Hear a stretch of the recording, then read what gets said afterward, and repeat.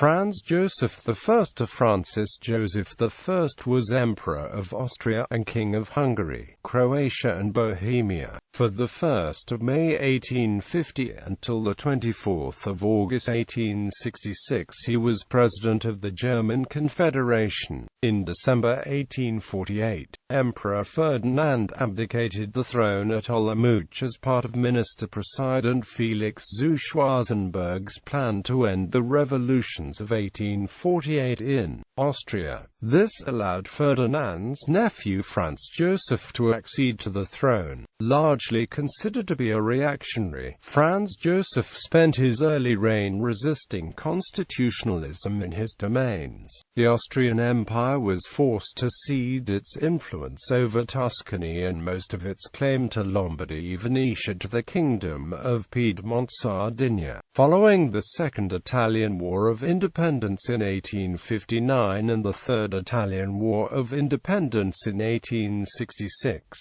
although Franz Joseph ceded no territory to the Kingdom of Prussia after the Austrian defeat in the Austro-Prussian War, the Peace of Prague settled the German question in favor of Prussia, which prevented the unification of Germany under the House of Habsburg. Franz Joseph was troubled by nationalism during his entire reign. He concluded the Ausgleich of 1867, which granted greater autonomy to Hungary, hence transforming the Austrian Empire into the Austro-Hungarian Empire under his dual monarchy. His domains were then ruled peacefully for the next 45 years. Although Franz Joseph personally suffered the tragedies of the execution of his brother Maximilian in 1867, the suicide of his son, Crown Prince Rudolf in 1889, and the assassination of his wife Empress Elizabeth in 1898. After the Austro-Prussian War, Austria-Hungary turned its attention to the Balkans, which was a hotspot of international tension due to conflicting interests with the Russian Empire. The Bosnian crisis was a result of Franz Joseph's annexation of Bosnia and Herzegovina in 1908,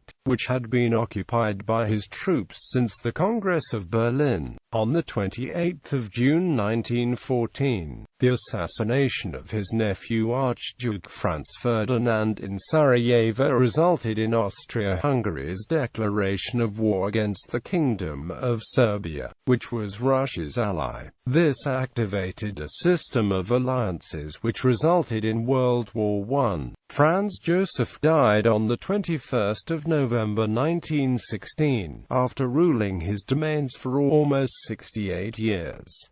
He was succeeded by his grandnephew Charles. He was the longest-reigning Emperor of Austria and the third longest-reigning monarch of any country in European history, after Louis XIV of France and Johann II of Liechtenstein.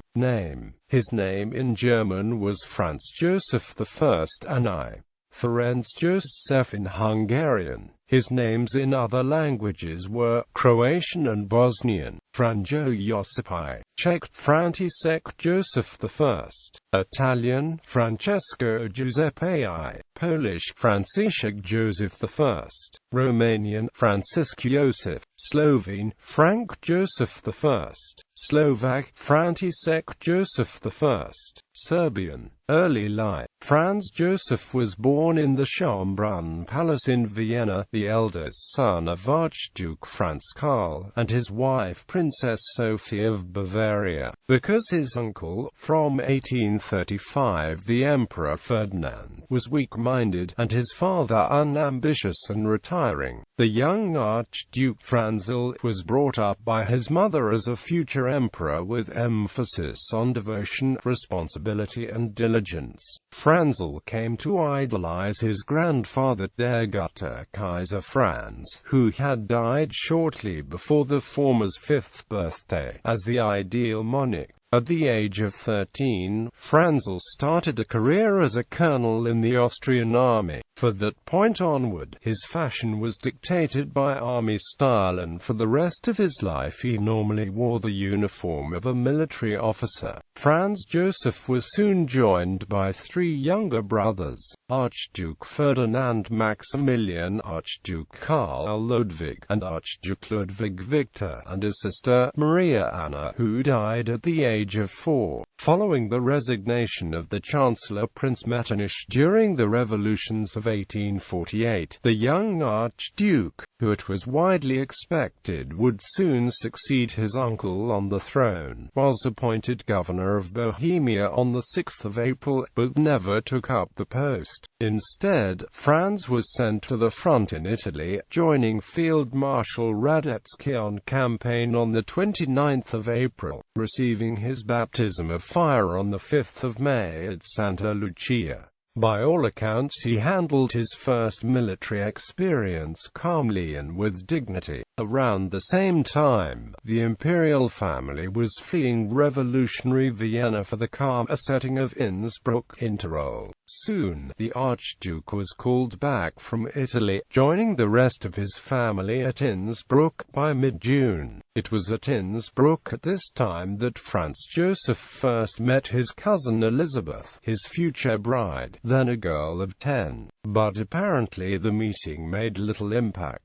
Following victory over the Italians at Custoza in late July, the court felt safe to return to Vienna, and Franz Joseph travelled with them. But within a few months Vienna again appeared unsafe, and in September the court left again, this time for Olomouc in Moravia. By now, Alfred I, Prince of Windisch-Gratz, the influential military commander in Bohemia, was determined to see the young Archduke soon put on the throne. It was thought that a new ruler would not be bound by the oaths to respect constitutional government to which Ferdinand had been forced to agree, and that it was necessary to find a young, energetic emperor to replace the kindly, but mentally unfit Ferdinand. By the abdication of his uncle Ferdinand and the renunciation of his father, the mild-mannered Franz Karl, Franz Joseph succeeded as Emperor of Austria at Olomouc on the 2nd of December. At this time he first became known by his second as well as his first Christian name. The name Franz Joseph was chosen to bring back memories of the new emperor's great-great-uncle, Emperor Joseph II, remembered as a modernizing reformer. Domestic policy. Under the guidance of the new Prime Minister Prince Schwarzenberg, the new emperor at first pursued a cautious course, granting a constitution in early 1849. At the same time, a military campaign was necessary against the Hungarians, who had rebelled against Habsburg central authority in the name of their ancient liberties. Franz Joseph was also almost immediately faced with a renewal of the fighting in Italy, with King Charles Albert of Sardinia taking advantage of setbacks in Hungary to resume the war in March 1849. However, the military tide began to swiftly turn in favor of Franz Joseph and the Austrian Whitecoats. Almost immediately, Charles Albert was decisively beaten by Radetzky at Novara and forced to sue for peace, as well as renounce his throne. In Hungary, the situation was more severe and Austrian defeat seemed imminent. Sensing a need to secure his right to rule, he sought help from Russia, requesting the intervention of Tsar Nicholas I, in order to prevent the Hungarian insurrection developing into a European calamity. Russian troops entered Hungary in support of the Austrians and the revolution was crushed by late summer of 1849. With order now restored throughout his empire, Franz Joseph felt free to renege on the constitutional concessions he had made, especially as the Austrian parliament meeting at Kremsia had behaved, in the young emperor's eyes, abominably. The 1849 constitution was suspended, and a policy of absolutist centralism was established, guided by the Minister of the Interior Alexander Bach. The next few years saw the seeming recovery of Austria's position on the international scene following the near disasters of 1848 to 1849.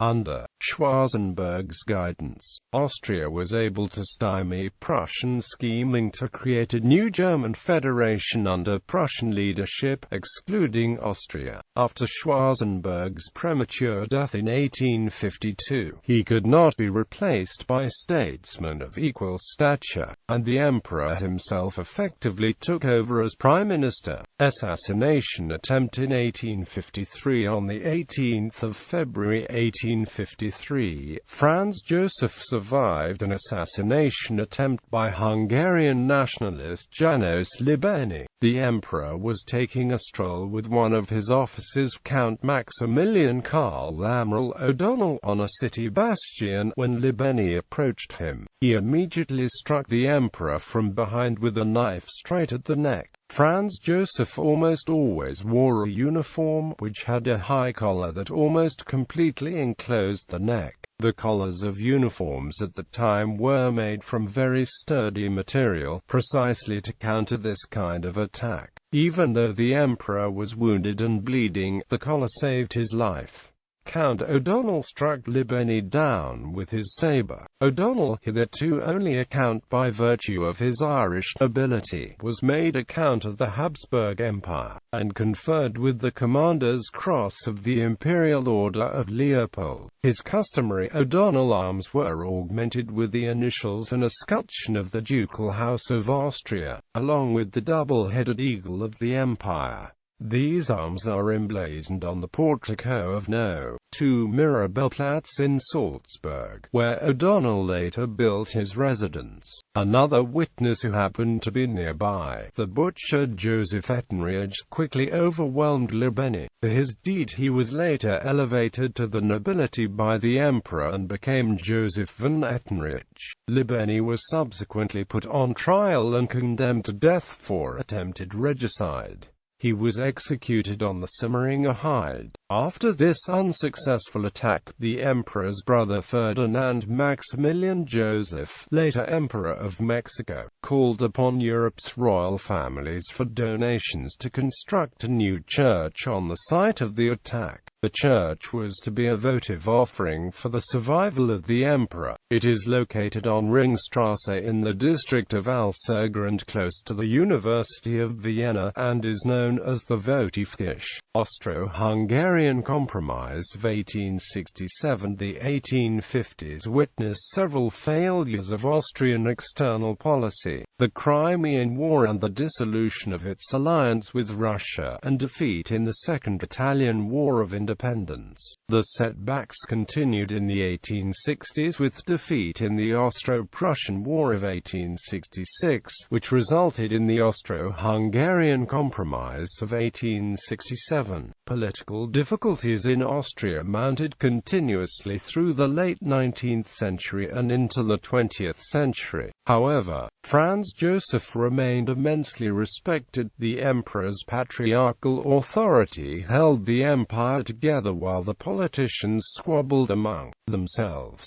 Foreign policy. The German question. The main foreign policy goal of Franz Joseph had been the unification of Germany under the House of Habsburg. This was justified on grounds of precedence, from 1452 to the end of the Holy Roman Empire in 1806, with only one period of interruption under the Wittelsbachs. The Habsburgs had generally held the German crown. However, Franz Joseph's desire to retain the non-German territories of the Habsburg Austrian Empire in the event of German unification proved problematic. There quickly developed two factions, one party of German intellectuals favoring a Greater Germany under the House of Habsburg, the other favoring a Lesser Germany. The Greater Germans favored the inclusion of Austria in a new all-German state on the grounds that Austria had always been a part of Germanic empires, that it was the leading power of the German Confederation, and that it would be absurd to exclude 8 million Austrian Germans from an all-German nation-state. The champions of a Lesser Germany argued against the inclusion of Austria on the grounds that it was a multi-nation state, not a German one. and that its inclusion would bring millions of non-Germans into the German nation-state. If Greater Germany was to prevail, the crown would necessarily have to go to Franz Joseph, who had no desire to cede it in the first place to anyone else.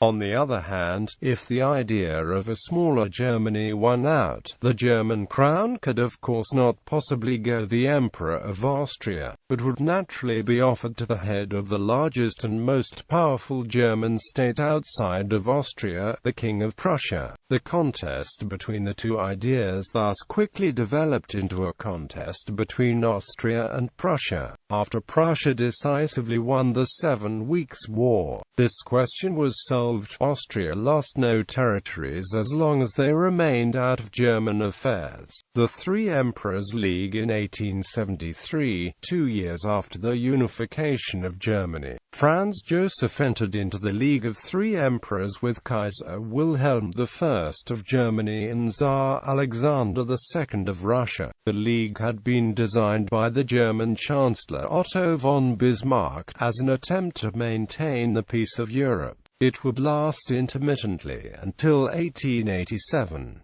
The Czech question. Many Czech people were waiting for political changes in monarchy, including Thomas Garrigue Masaryk and others. Masaryk served in the Reichsrat from 1891 to 1893 in the Young Czech Party and again from 1907 to 1914 in the Realist Party, but he did not campaign for the independence of Czechs and Slovaks from Austria-Hungary. In 1909 he helped Hinko Hinkovich in Vienna in the defense during the fabricated trial against mostly prominent Croats and Serbs, members of the Serbo-Croatian coalition, and others, who were sentenced to more than 150 years and a number of death penalties. The Czech question would remain unresolved for the entirety of Franz Joseph's political career.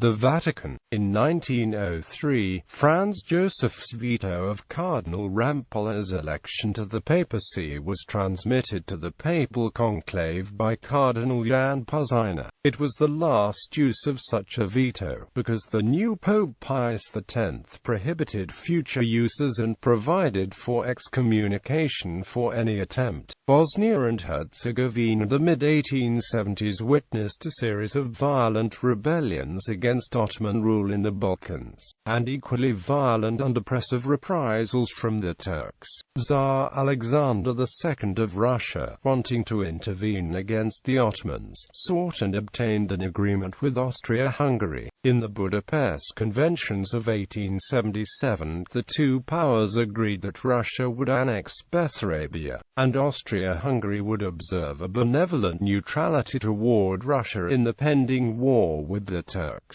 As compensation for this support, Russia agreed to Austria-Hungary's annexation of Bosnia-Herzegovina. A scant 15 months later, the Russians imposed on the Ottomans the Treaty of San Stefano, which reneged on the Budapest Accord and declared that Bosnia-Herzegovina would be jointly occupied by Russian and Austrian troops. The treaty was overturned by the 1878 Treaty of Berlin, which allowed sole Austrian occupation of Bosnia-Herzegovina, but did not specify a final disposition of the provinces. That omission was addressed in the Three Emperors League Agreement of 1881, when both Germany and Russia endorsed Austria's right to annex Bosnia-Herzegovina. However, by 1897, under a new Tsar, the Russian imperial government had again withdrawn its support for Austrian annexation of Bosnia-Herzegovina. The Russian Foreign Minister, Count Michael Muraviev, stated that an Austrian annexation of Bosnia-Herzegovina would raise an extensive question requiring special scrutiny. In 1908, the Russian Foreign Minister, Alexander Zvolsky, again, and for the third time, offered Russian support for the annexation of Bosnia and Herzegovina by Austria-Hungary. in exchange for Austrian support for the opening of the Bosphorus Strait and the Dardanelles to Russian warships. Austria's foreign minister, Alois von Aehrenthal, pursued this offer vigorously, resulting in the quid pro quo understanding with Izvolsky, reached on 16 September 1908 at the Bucklau Conference. However, Izvolsky made this agreement with Aehrenthal without the knowledge of Tsar Nicholas II or his government in St. Petersburg, nor any of the other foreign powers including Britain, France and Serbia, based upon the assurances of the Bucklau Conference and the treaties that preceded it. Franz Joseph signed the proclamation announcing the annexation of Bosnia-Herzegovina into the Empire on 6 October 1908. However, a diplomatic crisis erupted, as both the Serbs and, incomprehensibly, the Italians demanded compensation for the annexation, which the Austro-Hungarian government refused to entertain. The incident was not resolved until the revision of the Treaty of Berlin in April 1909, exacerbating tensions between Austria-Hungary and the Serbs. Outbreak of World War I. On 28 June 1914, Franz Joseph's nephew and heir Archduke Franz Ferdinand, and his morganatic wife Sophie, Duchess of Hohenberg, were assassinated by Gavrilo Princip, a Yugoslav nationalist, during a visit to Sarajevo. When he heard the news of the assassination, Franz Joseph said that one has not to defy the Almighty. In this manner a superior power has restored that order which I unfortunately was unable to maintain. While the emperor was shaken, and interrupted his holiday to return to Vienna, he soon resumed his holiday at his imperial villa at Bad Ischl, with the emperor 5 hours away from the capital. Most of the decision-making during the July crisis fell to Count Leopold Berchtold. The Austrian foreign minister, Count Franz Conrad von Hotzendorf, the chief of staff for the Austro-Hungarian army, and the other ministers. On the 21st of July, Franz Joseph was reportedly surprised by the severity of the ultimatum that was to be sent to the Serbs, and expressed his concerns that Russia would be unwilling to stand idly by, yet he nevertheless chose to not question Berchtold's judgment. A week after the ultimatum, on the 28th of July, Austria-Hungary declared war on Serbia, and 2 days later the Austro-Hungarians and the Russians went to war. Within weeks, the Germans, French and British entered the fray. Because of his age, Franz Joseph was unable to take an active part in the war in comparison to past conflicts. Death. Franz Joseph died in the Schönbrunn Palace on the evening of the 21st of November 1916, at the age of 86. His death was a result of developing pneumonia of the right lung several days after catching a cold while walking in Schönbrunn Park with the King of Bavaria. He was succeeded by his grandnephew Charles I, who reigned until the collapse of the empire following its defeat in 1918. He is buried in the Kaisergruft in Vienna, where flowers are still left by monarchists' family. It was generally felt in the court that the emperor should marry and produce heirs as soon as possible. Various potential brides were considered: Princess Elizabeth of Modena, Princess Anna of Prussia and Princess Sidonia of Saxony. Although in public life Franz Joseph was the unquestioned director of affairs, in his private life his formidable mother still wielded crucial influence. Sophie wanted to strengthen the relationship between the houses of Habsburg and Wittelsbach, descending from the latter house herself, and hoped to match Franz Joseph with her sister Ludovica's eldest daughter, Hélène, who was 4 years the emperor's junior. However, Franz Joseph fell deeply in love with Anne-Equitane's younger sister Elizabeth, a girl of 15, and insisted on marrying her instead. Sophie acquiesced, despite her misgivings about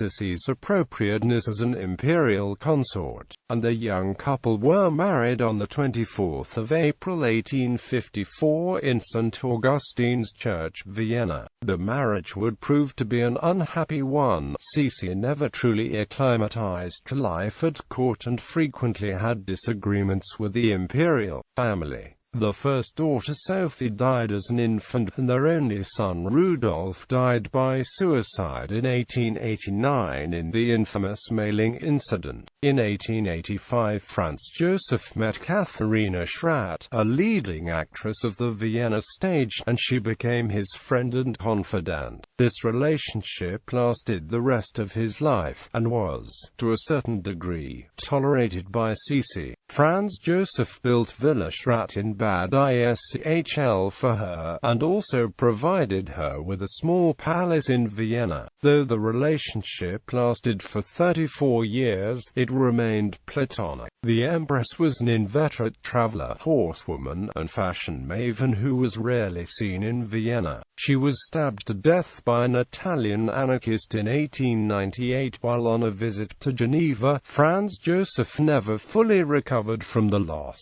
According to the future Empress Eater of Bourbon-Parma, he usually told his relatives, "You'll never know how important she was to me," or, according to some sources, "You'll never know how much I loved this woman." Relationship with Franz Ferdinand. Archduke Franz Ferdinand became heir presumptive to the throne of Austria-Hungary in 1896, after the deaths of his cousin Rudolf and his father Karl Ludwig. The relationship between him and Franz Joseph had always been a fairly contentious one, which was further exacerbated when Franz Ferdinand announced his desire to marry Countess Sophie Chotek, a match that was out of the question in the mind of the emperor, as Sophie was merely of nobility as opposed to being of dynastic rank. Although the emperor was receiving letters from members of the imperial family throughout the fall and winter of 1899 importuning him to relent, Franz Joseph stood his ground. He finally gave his consent in 1900. However, the marriage was to be morganatic and any children of the marriage were ineligible to succeed to the throne. The couple were married on the 1st of July 1900 at Reichstadt.